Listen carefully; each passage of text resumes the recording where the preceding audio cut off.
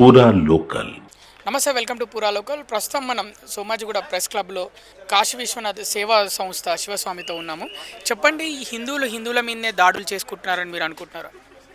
ఖచ్చితంగా. అంటే మొన్న జరిగినటువంటి చిలుకూరు బాలాజీ మీద ఏదైతే రాఘవరెడ్డి చేశాడో, ఆయన రంగరాజన్ గారి మీద దాడి చేశారో, దాన్ని బట్టి చూస్తే ఆ రకంగానే ఆలోచించాలి. ఎందుకంటే అతనికి వచ్చేసి ధర్మం గురించి కాకుండా రామరాజ్యం అని పేరు పెట్టుకొని పర్సనల్ ఎజెండాతో దాడి చేయడం జరిగింది అనేది ఖచ్చితంగా అర్థమవుతుంది ఎవరికైనా సరే. అంటే టెంపుల్ని మాకు అప్పచెప్పండి అని ఒక రామరాజ్యం అనే పేరు పెట్టుకుని అలా మాట్లాడడం జరిగింది. అంటే అసలు టెంపుల్లో అక్కడ నిర్వహించే అర్చకుల చేతిలో ఉండవా? అసలు ఎవరి ఆధీనంలో ఉంటాయి టెంపుల్స్? ఇప్పుడు దాడి చేసినటువంటి రాఘవరెడ్డికి, అలాగే అక్కడ ఉన్నటువంటి పూజారి అర్చకులు ఎవరైతే ఉన్నారో ఆ దాడి డిఫరెంట్. మీరు అడుగుతున్నది ఏంటంటే దాని ఫౌండర్ గురించి అడుగుతున్నారు, టెంపుల్ అధికారము. ఆ ఫౌండర్ ఎవరైతే ఉన్నారో వాళ్ళకు సంబంధించింది ఉంటుంది. సో దానికి రాఘవరెడ్డికి సంబంధం ఉండదు.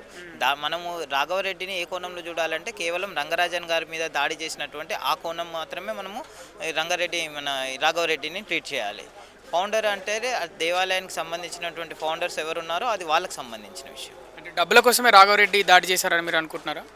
అది మనము ఏ రకంగా చెప్పలేమండి. అతను వచ్చేసి పర్సనల్ ఎజెండా ఏంటంటే రామరాజ్యం కావాలి, అందులో ఉన్నటువంటి మన వీళ్ళని ఏమంటారు, అతనికి క్షత్రియులు తనకు సైన్యంగా ఏర్పరచుకోవాలి, అలాగే వైశ్యులు వాళ్ళను పోషించాలి అనే ఒక పర్సనల్ ఎజెండాతో పనిచేయడం జరుగుతుంది. ఎప్పుడైనా హిందుత్వం గురించి కనుక పని చేయాలనుకుంటే హిందువులు మనం మతం చూడకుండా, వాళ్ళకు క్యాస్ట్తో సంబంధం లేకుండా అన్ని క్యాస్ట్ల వాళ్ళను అందరినీ కలుపుకొని ధర్మం కోసం పనిచేసి ధర్మాన్ని కాపాడే దిశగా పనిచేయాలి తప్ప నాకు పర్టికులర్గా నాకు క్షత్రియులు కావాలి, తర్వాత నాకు శూద్రులు కావాలి, వీళ్ళు వాళ్ళు అనేసి అలా కులాల పరంగా విడదీస్తే కనుక మనం ఏది కూడా హిందూ ధర్మం కోసం పనిచేయలేమనేది నా పర్సనల్ ఇంటి. రంగరాజన్ పైన మీ అభిప్రాయం ఏంటి?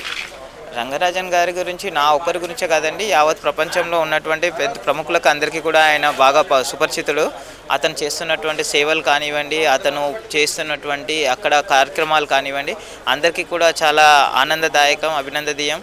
అక్కడ వచ్చే భక్తులు కూడా అతని వల్ల ఎవరు కూడా ఎటువంటి ఇబ్బందులు పడ్డట్టుగా అయితే ఇప్పటివరకు కూడా ఎక్కడైతే బయటికి రాలేదు. సో అందరి గురించి కూడా ఆయన గురించి అయితే ప్రస్తుతానికి కాదు, ఎప్పటికీ కూడా అందరికీ తెలిసినంత వరకు అయితే అతను మంచి వ్యక్తి, మంచి కార్యక్రమాలు చేస్తాడు, అందరి హిందువులను ఐక్యం చేసుకుంటాడు, అందరికీ హిందువులకు ధర్మం గురించి బోధిస్తాడు అనేసి తెలుసండి. అర్చకులుగా పనిచేయాలంటే శ్లోకాలు, మంత్రాలు అన్నీ వస్తేనే అర్చకులు అంటే ముఖ్యంగా భగవద్గీత, రామాయణం గురించి ఖచ్చితంగా తెలిసి ఉండాలా? ఒక్కటే అండి, ఇప్పుడు దేవాలయాలు దేవుళ్ళు అనేకం, ముక్కోటి దేవుళ్ళలో ఒక్కొక్క దేవునికి ఒక్కొక్క రకమైనటువంటి పూజా విధానం ఉంటుంది, తాంత్రిక విధానం ఉంటుంది, తర్వాత సింపుల్గా చేసుకునే పూజా విధానం ఇళ్లలో చేసుకున్నట్టు ఉంటుంది. సో గుడిలో ఉన్నటువంటి దేవాలయాన్ని బట్టి, దేవుణ్ణి బట్టి అక్కడ ఉండేటువంటి అర్చకుడు అనేది నిర్వహించడం జరుగుతుంది. అంతేకాని అందరూ దేవుళ్లకు అందరూ అర్చకులు పూజలు చేయగలుగుతారు అనేది అయితే కాదు. అంటే మీరు కాశీ విశ్వనాథ్ సేవా సంస్థ నడిపిస్తున్నారు, ఇది హిందువులకు ఏ విధంగా ఉపయోగపడుతుంది? ఇది శ్రీ కాశీ విశ్వనాథ సేవా సంస్థ వ్యవస్థాపకుని నేనండి. నా పేరు శివస్వామి.